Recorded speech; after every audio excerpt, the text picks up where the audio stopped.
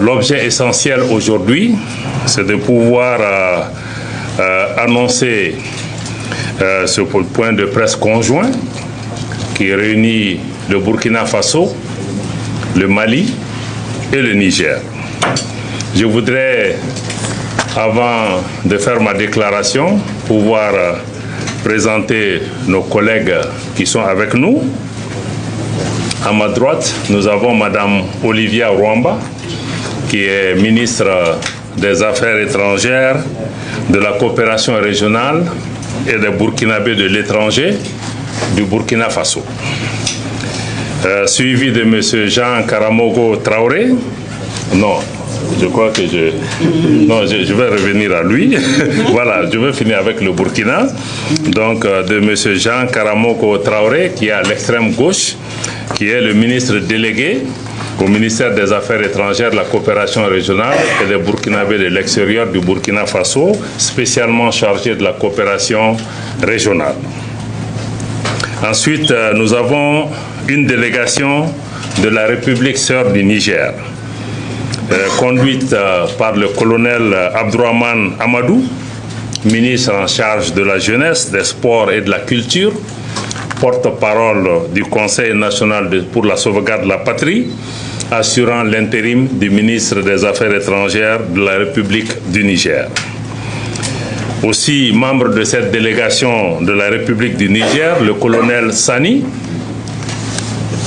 ici à ma droite, qui est le secrétaire permanent du Comité national pour la sauvegarde de la patrie de la République du Niger. Et pour la République du Mali, nous avons le colonel Sadio Kamara, ministre de la Défense et des anciens combattants, et moi-même, Abdoulaye Diop, ministre des Affaires étrangères et de la coopération internationale. Nous avons cette délégation aujourd'hui l'honneur, au nom des plus hautes autorités du Burkina Faso, du Mali et du Niger, d'annoncer la conclusion d'un important traité par nos trois pays, notamment à travers son Excellence le capitaine Ibrahim Traoré, président du Faso, chef de l'État du Burkina Faso, son Excellence le colonel Assimi Goïta, président de la transition, chef de l'État du Mali, et son Excellence le général Abdourahmane Tchani, président du Conseil national pour la sauvegarde de la patrie, chef de l'État de la République du Niger. Traité dénommé comme il suit. Charte du Liptako Gourma instituant l'alliance des États du Sahel entre le Burkina Faso, la République du Mali et la République du Niger. Le gouvernement du Burkina Faso, le gouvernement de la République du Mali, le gouvernement de la République du Niger, ci-après dénommés parties contractantes, réaffirmant leur attachement à la légalité internationale et régionale, consacrée notamment par la Charte des Nations Unies, l'acte constitutif de l'Union africaine et le traité révisé de la CEDEAO. Convaincus de la nécessité de poursuivre les luttes héroïques menées par les peuples et les pays africains pour l'indépendance politique, la dignité humaine et l'émancipation économique. Fidèles aux objectifs et idéaux de l'autorité de développement intégré des États du Liptako Gourma. Guidés par l'esprit de fraternité, de solidarité et d'amitié. Engagés à renforcer les liens séculaires entre leurs peuples. Déterminés à exercer pleinement et à veiller au respect de la souveraineté nationale et internationale. Résolus à défendre l'unité nationale et l'intégrité des États respectifs. Considérant les menaces multiformes à l'espace commun aux trois pays. Conscients de la responsabilité de protéger les populations civiles en toutes circonstances. Rappelant le droit naturel des États à la légitime défense individuelle ou collective, sont convenus de ce qui suit. Article 1er. Par la présente charte, dénommée Charte du Liptako-Gourma, les parties contractantes instituent entre elles l'Alliance des États du Sahel, en abrégé AES. Article 2. L'objectif visé par la Charte est d'établir une architecture de défense collective et d'assistance mutuelle aux parties contractantes. Article 3.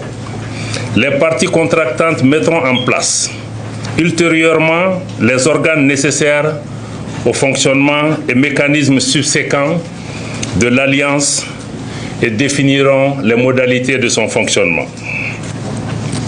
Article 4. Les parties contractantes s'engagent à lutter contre le terrorisme sous toutes ses formes et la criminalité en bande organisée dans l'espace commun de l'Alliance. Article 5. Les parties contractantes œuvreront en outre à la prévention, la gestion et au règlement de toute rébellion armée ou autre menace portant atteinte à l'intégrité du territoire et à la souveraineté de chacun des pays membres de l'Alliance, en privilégiant les voies pacifiques et diplomatiques et en cas de nécessité à user de la force pour faire face aux situations de rupture de la paix et de la stabilité. Article 6. Toute atteinte à la souveraineté et à l'intégrité territoriale d'une ou plusieurs parties contractantes sera considérée comme une agression contre les autres parties et engagera un devoir d'assistance et de secours de toutes les parties, de manière individuelle ou collective, y compris l'emploi de la force armée, pour rétablir et assurer la sécurité au sein de l'espace couvert par l'Alliance. Article 7. L'agression, telle qu'évoquée à l'article 6, comprend également toute attaque contre les forces de défense et de sécurité de l'une ou plusieurs parties contractantes, y compris lorsque celles-ci sont déployées à titre national sur un théâtre d'opération en dehors de l'espace de l'Alliance.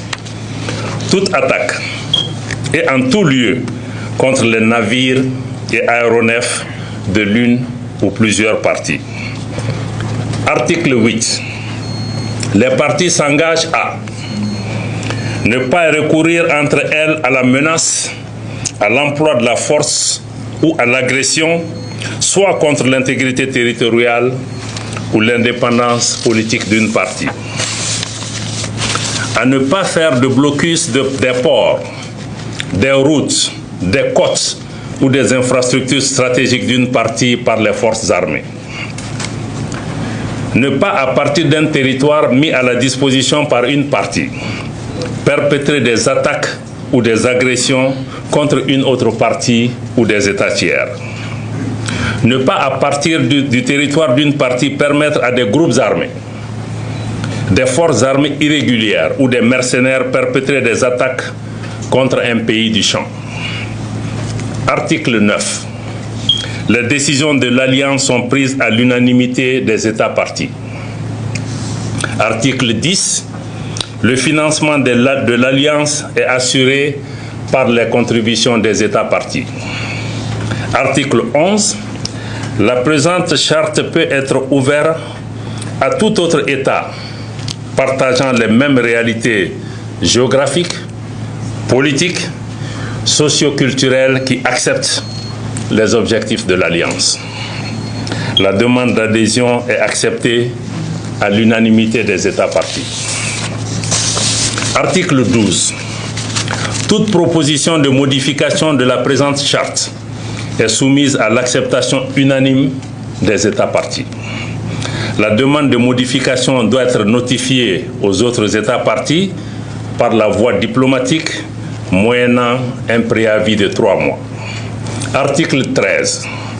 Tout différend né de l'interprétation ou de l'application de la présente charte est réglé par la voie diplomatique. Article 14. La présente charte peut être dénoncée par toute partie contractante. La dénonciation doit être notifiée par son notaire à toutes les parties signataires de la charte, par lettre transmise par voie diplomatique avec accusé de réception et un préavis de 6 mois. Article 15. La présente charte sera complétée par des textes additionnels en vue de la mise en œuvre des dispositions prévues à l'article 3. Article 16. Les parties acceptent les termes de la présente charte qui entre en vigueur dès sa signature par toutes les parties. Article 17. La République du Mali, désignée dépositaire de la présente charte, transmet les copies certifiées aux autres États parties.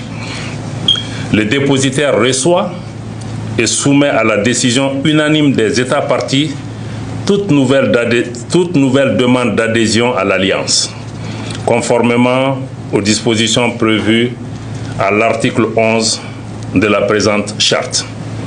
Fait ce jour, 16 septembre 2023, signé pour le Burkina Faso, le président de la transition, chef de l'État, le capitaine Ibrahim Traoré. Pour la République du Mali, le président de la transition, chef de l'État, le colonel Assimi Goïta.